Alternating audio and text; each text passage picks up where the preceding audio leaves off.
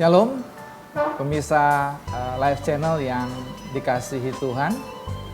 Hari ini kembali kita berjumpa dalam acara Voice of Life. Hari ini saya berada di Kopi Lalu di daerah Kebonjeruk, Jakarta Barat. Tempat yang keren, tempat yang asik untuk nongkrong bagi teman-teman yang ada mungkin di sekitar daerah Jakarta Barat sini ya. Baik, saya akan menyampaikan pada hari ini hal penting kembali tentang bagaimana kita harus berubah sebagai seorang yang percaya kepada Tuhan Yesus Kristus. Yesus berkali-kali di dalam Alkitab mengingatkan bahwa semua orang harus bertobat, harus berubah. Berubah merupakan sebuah proses yang mau tidak mau, harus dikerjakan, harus dilakukan oleh semua orang. Saya akan membaca dulu satu bagian daripada ayat firman Tuhan dan kita akan membahasnya. Namun sebelum kita lebih lanjut, saya mengajak pemirsa dimanapun berada untuk kita berdoa. Mari kita berdoa. Kembali kami menghadap kepada Bapa di surga, kami memohon pertolongan daripada Roh Kudus agar kami bisa mengerti dan sungguh-sungguh dapat melakukan firman Tuhan. Kami berdoa, kami berterima kasih di dalam nama Tuhan Yesus Kristus. Amin. Saya akan membaca bagian firman Tuhan dari Matius pasal yang ke-6 ayat 19 sampai 24. Demikian firman Tuhan. Janganlah kamu mengumpulkan harta di bumi. Di bumi ngengat dan karat merusakkannya dan pencuri membongkar serta mencurinya. Tetapi kumpulkanlah bagimu harta di sorga. Di sorga ngengat dan karat tidak merusakkannya dan pencuri tidak membongkar serta mencurinya. Karena di mana hartamu berada, di situ juga hatimu berada. Mata adalah pelita tubuh. Jika matamu baik, teranglah seluruh tubuhmu. Jika matamu jahat, gelaplah seluruh tubuhmu. Jadi jika terang yang ada padamu gelap, betapa gelapnya kegelapan itu. Tak seorang pun dapat mengabdi kepada dua tuan. Karena jika demikian, ia akan membenci yang seorang dan mengasihi yang lain. Atau ia akan setia kepada yang seseorang dan tidak mengindahkan yang lain. Kamu tidak dapat mengabdi kepada Allah dan kepada Mamon. Pemirsa Live Channel yang dikasihi Tuhan Yesus Kristus, semua manusia ketika jatuh ke dalam dosa, sebagaimana Alkitab menyatakan di dalam kitab Kejadian, maka sekali lagi yang merusak atau yang jatuh, yang disebut jatuh dalam diri manusia, adalah jatuh di dalam cara berpikir yang salah. Manusia tidak lagi berpikir dengan panduan firman, dengan panduan Allah, mengikuti teladan Allah, tetapi mengikuti nilai yang dianut oleh dosa atau yang diajarkan oleh iblis. Satu-satunya kejatuhan manusia sekali lagi adalah dalam cara berpikir. Manusia mulai menilai segala sesuatu berdasarkan bentuk fisik, secara materi. Mereka yang kaya dianggap jauh lebih baik daripada mereka yang tidak kaya. Mereka yang berpengaruh dianggap jauh lebih penting daripada yang tidak berpengaruh atau jauh lebih berharga. Sekalipun sekali lagi Allah mengajar kita bahwa semua manusia sama di mata Tuhan. Pemirsa Live Channel yang dikasihi oleh Tuhan Yesus Kristus, dari ayat-ayat yang tadi kita baca, saya akan menjelaskan poin betapa pentingnya seseorang berubah setelah seseorang menerima keselamatan dari Allah. Sebab menolak untuk berubah itu berarti seseorang menolak untuk diselamatkan oleh Allah. Tidak ada orang yang diselamatkan oleh Allah, sekali lagi, yang tidak diubah oleh Allah. Dari manusia lama menjadi manusia baru. Kata Tuan di dalam ayat yang tadi kita baca, itu berasal dari kata Yunani kurios, yang menurut kamus Alkitab diterjemahkan di dalam bahasa Inggris sebagai to whom a person or things belong, atau one who has control of a person. Jadi seseorang yang dikontrol atau yang mengontrol seseorang, itulah yang menjadi tuan orang tersebut. Atau dikatakan to whom a person or things belong. Kepada siapa seseorang dimiliki. Pemirsa Live Channel yang dikasihi Tuhan Yesus Kristus, ketika manusia jatuh ke dalam dosa, maka manusia mengabdi kepada Mammon. Tuhan Yesus dengan tegas mengatakan bahwa di dunia ini tidak ada tuan yang lain kecuali Allah atau Mammon. Tidak ada tuan ketiga, tidak ada tuan keempat, tidak ada tuan yang lain. Itu sebabnya sekali lagi setelah manusia memberontak kepada Allah, maka manusia menjadi hamba daripada Mammon. Mammon secara sederhana dapat dimaknai sebagai harta dunia dengan segala kemewahan, dengan segala kepentingannya. Itulah yang menguasai manusia setelah manusia jatuh ke dalam dosa. Manusia tidak bisa tidak diperbudak oleh Mammon tadi. Sebab memang kata mengabdi berasal dari kata diperhamba atau diperbudak. Manusia menjadi begitu terobsesi dengan yang namanya harta, kekayaan, segala hal yang dapat dibanggakan di dunia ini. Tentu perlu kita catat bahwa tidak salah seseorang menjadi kaya atau memiliki banyak hal dalam dunia ini. Tetapi apabila diperbudak, maka itu yang menjadi salah. Itu yang jahat di mata Tuhan. Itu yang disebut dengan memberontak kepada Tuhan.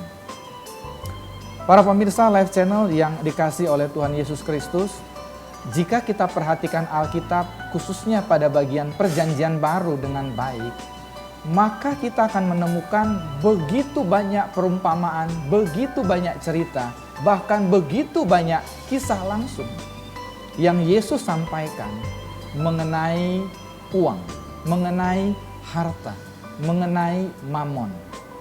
Tentu kita tidak bisa mengabaikannya.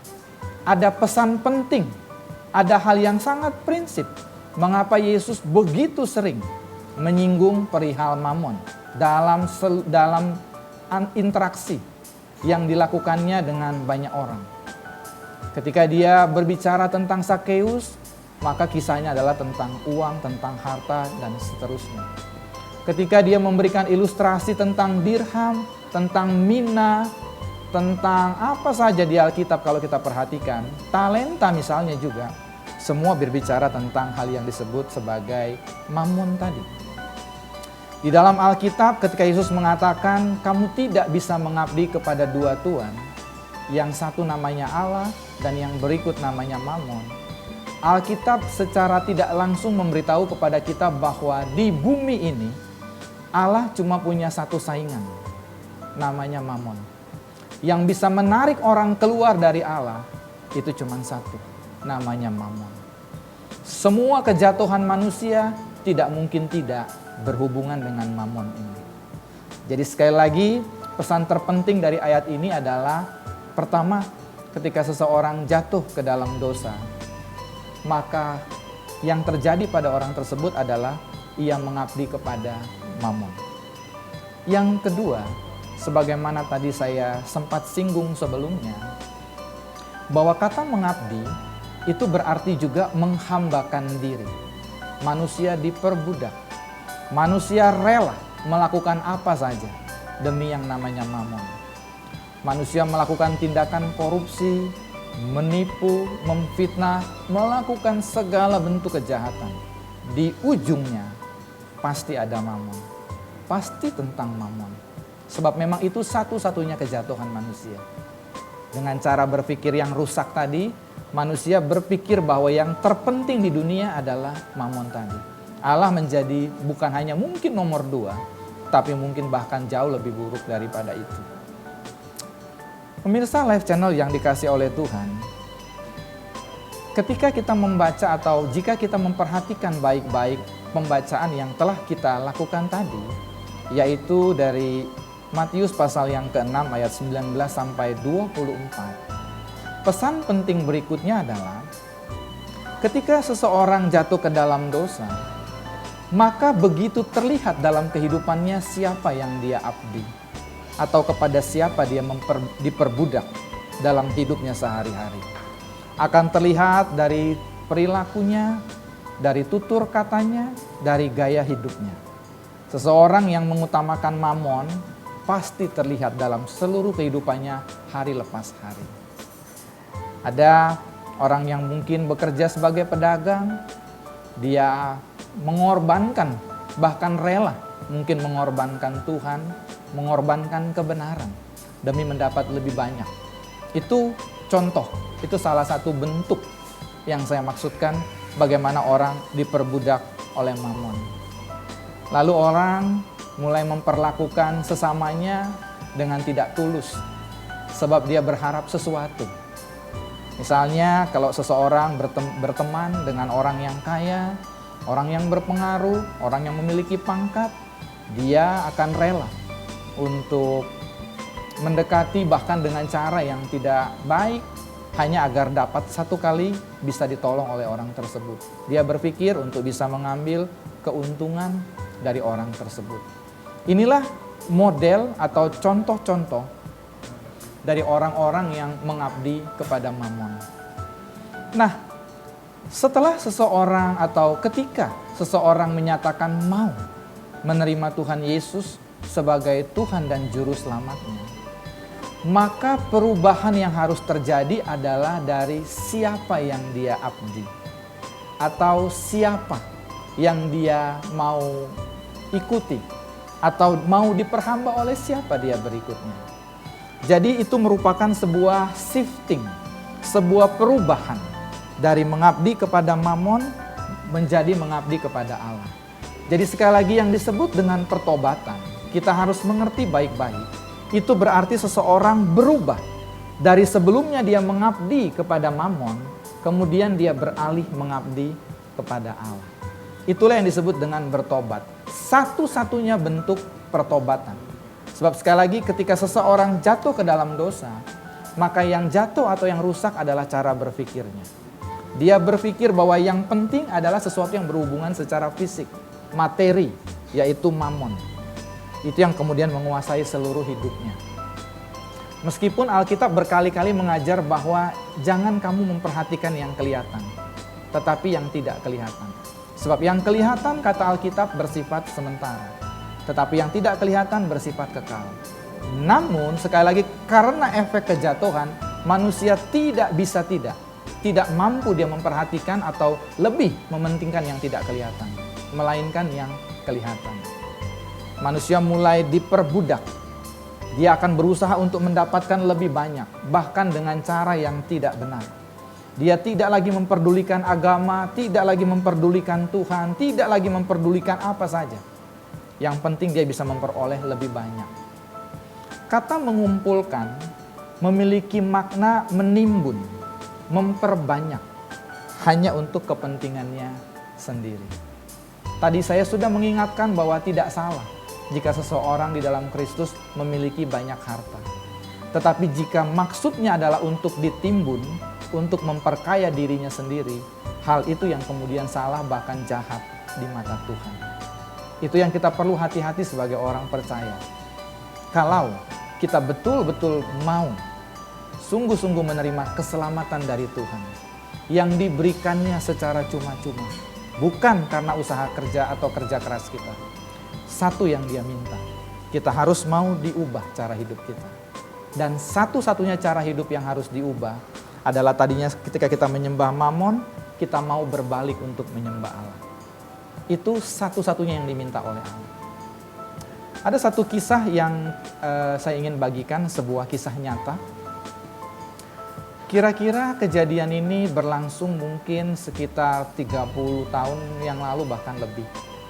Ketika itu mama saya, beliau hidup dalam kesulitan secara ekonomi. Kami dulu kesulitan secara ekonomi. Kemudian satu ketika mama saya bisa memiliki sebuah perhiasan. Dan digunakan oleh mama saya dalam sebuah acara, dan karena kami tidak memiliki kendaraan pribadi, mama saya harus menggunakan angkot kendaraan umum di sebuah daerah di Jakarta. Kemudian singkat cerita masuklah seorang penodong yang kemudian meminta mama saya untuk melepaskan perhiasan yang dimilikinya. Karena mama saya memperoleh perhiasan itu dengan sulit sekali dan baginya itu merupakan benda yang sangat penting. Mama saya hampir-hampir tidak pernah mau memberikannya, sekalipun yang diancam adalah nyawanya. Hal ini memberikan petunjuk ketika Yesus mengatakan bahwa di mana hartamu berada, di situ hatimu berada. Namun dengan akhirnya pertimbangan yang benar, mama saya kemudian menyerahkan perhiasan tersebut. Dia berkata, asal jangan diambil nyawa saya. Kisah ini saya berikan untuk memberi sekali lagi pemahaman kepada kita bahwa semua orang itu begitu diperbudak atau begitu dikuasai oleh hartanya. Bahkan sampai-sampai mungkin orang tidak bisa melepaskannya lagi karena sudah begitu dikuasai. Tetapi firman Tuhan sekali lagi mengajarkan kepada kita untuk kita mampu melepaskan keterikatan kepada mamon untuk kemudian mau mengabdi kepada Allah. Jangan pernah kita mengeraskan hati kita, sebab kita harus sadar ketika kita nanti mati, dan karena memang semua orang akan mengalami kejadian tersebut, yaitu meninggalkan tubuh yang fana ini, maka semua benda yang tadi menjadi tidak berguna. Saya mengenal atau tahu ada beberapa orang yang begitu kaya secara materi. Ketika dia mengalami sakit penyakit, dia berusaha dengan segala cara untuk bisa kembali pulih, bisa kembali sehat. Dipergunakannya semua hartanya, dia berobat, dicari dokter yang paling hebat, rumah sakit yang paling bagus. Tetapi tentu kita semua tahu bahwa di ujung kehidupan ini, ketika memang Tuhan sudah akan mengambil hidup kita, maka harta tersebut akan berhenti berbicara. Tidak ada lagi yang bisa dilakukan. Mereka yang demikian kaya menggunakan segala teknologi untuk memperpanjang umurnya, di satu titik dia harus meninggalkan semua hartanya. Alkitab memberikan dua contoh yang bagus yang akan saya bagikan pada kesempatan kali ini kepada pemirsa Live Channel yang dikasihi oleh Tuhan. Alkitab berkata satu ketika ada seorang kaya dan ada Lazarus. Kisah ini disampaikan oleh Tuhan Yesus sendiri. Lalu orang kaya ini dia pelit, Lazarus meminta makanan kepada dia, tidak diberikannya. Lalu Alkitab berkata orang kaya ini mati. Dan kemudian Lazarus juga mati. Alkitab berkata bahwa orang kaya ini menderita. Sementara Lazarus berbahagia bersama dengan Abraham. Dan tentu saja bersama dengan semua orang-orang kudus lainnya. Lalu orang kaya ini berkata kepada Abraham, Bapak Abraham, tolong sampaikan kepada Lazarus supaya ia mencelupkan jarinya, sebab aku kepanasan di tempat ini. Tetapi Abraham berkata, anakku, ketika kamu hidup, kamu sudah menikmati semua yang baik dan kamu begitu dikuasai oleh kekayaan. Sekarang Lazarus yang mendapatkan kebaikan atau kesukaan dan kamu yang menderita. Tetapi ingat anakku, kata Abraham, ada jarak yang jauh antara kami dengan kamu. Kami tidak bisa pergi ke tempat kamu dan kamu juga tidak bisa pergi ke tempat kami. Bapak Ibu pemirsa Live Channel, saudara-saudara sekalian yang dikasihi Tuhan Yesus Kristus.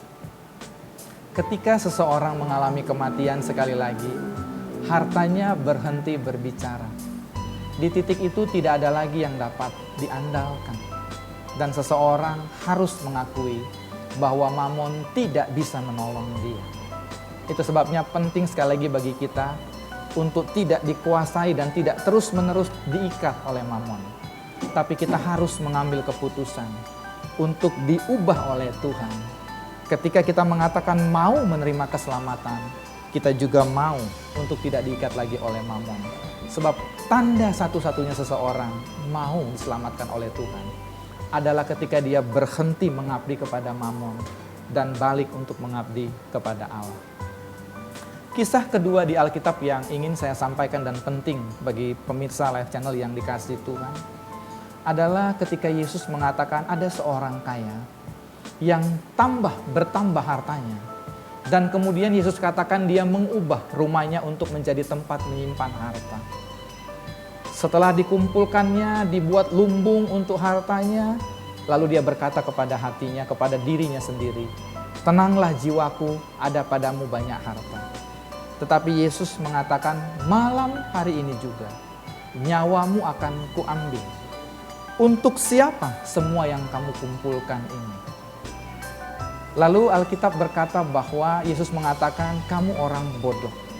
Mereka yang menggantungkan dirinya kepada mamon, kepada harta, kepada sesuatu yang tidak bersifat kekal adalah mereka yang bodoh. Sebab ketika kematian datang, semua hal tadi tidak dapat menolong dirinya. Tinggal dia mempertanggungjawabkan seluruh kehidupannya. Tadi saya sudah mengatakan di awal bahwa orang-orang yang terikat kepada mamon, bahkan mereka yang rajin beribadah, rajin melayani Tuhan, bahkan menjadi pendeta, tetap terlihat dalam hidupnya jika dia memang masih mengabdi kepada mamon. Saya dengan berat hati harus mengatakan bahwa bahkan banyak orang atau ada orang di dalam ladang pelayanan Tuhan maksud saya, yang masih terikat kepada mamon. Dan itu memang sungguh-sungguh menyedihkan. Mereka hanya mau melayani di tempat-tempat yang baik, melayani kepada orang-orang yang kaya, hanya jika memberi keuntungan dalam dirinya, barulah dia mau melayani. Mereka menimbang-nimbang jika diberikan pelayanan, mana yang lebih menguntungkan secara materi. Ini sungguh-sungguh menyedihkan. Tapi ini memang benar-benar terjadi. Tapi sekali lagi sebagai orang yang mau diselamatkan Tuhan, tadi saya sudah menyampaikan bahwa sekali lagi penting bagi kita. Kita harus mau diubah oleh Tuhan. Tidak ada cara lain untuk Tuhan menyelamatkan kita kecuali kita diubah. Dikembalikan kepada apa yang Allah rancangkan bagi manusia sejak awal manusia diciptakan. Dikembalikan berarti manusia dikembalikan kepada keadaan dia bisa berpikir seperti Allah, menurut kepada Allah, mengasihi Allah dan sesama, tidak kemudian lebih memilih daripada mamon. Pelajaran di dalam Matius pasal yang ke-6 yang sudah saya uraikan dengan apa yang Tuhan taruh dalam hati saya, memiliki arti yang begitu penting bagi hidup kita.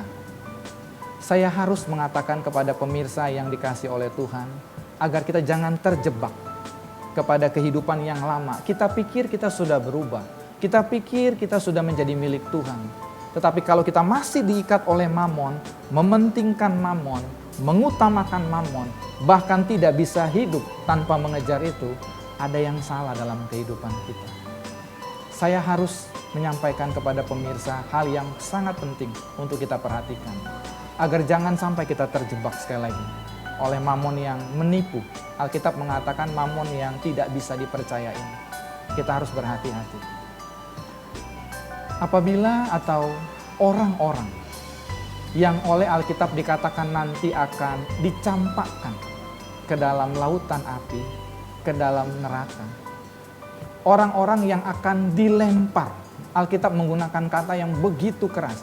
Dicampak dan dilempar ke dalam lautan api, ke dalam neraka. Satu hal yang pasti, mereka yang diikat oleh mamon. Mereka yang mengabdi kepada mamon. Dengan kata lain, semua orang yang nanti ditemukan hidupnya di dalam neraka pasti berkaitan dengan mamon dan tidak bisa tidak. Ekspresinya boleh banyak, mungkin berupa kesombongan, mungkin berupa kebanggaan diri, mungkin berupa ketidaktulusan, iri hati, bentuk kejahatan lain, apapun itu, di ujungnya pasti ada mamon. Mengapa? Sebab sekali lagi, sebagaimana ayat yang tadi kita baca, semua manusia di dalam hidupnya, dari sejak dia lahir sampai dia meninggal, pasti dimiliki oleh seorang tuan. Dan jika tuan itu bukan Allah, maka tuan itu pasti adalah Mammon. Mari pemirsa Live Channel yang dikasih oleh Tuhan, beri diri kita untuk diselamatkan oleh Allah, diubah oleh Allah, diubah cara berpikir kita dengan melakukan firman, sehingga akhirnya kita bisa meninggalkan Mammon dan betul-betul menerima keselamatan dari Tuhan. Kiranya apa yang saya sampaikan ini dapat menjadi berkat bagi seluruh pemirsa Live Channel yang dikasihi Tuhan. Tuhan Yesus memberkati. Amin.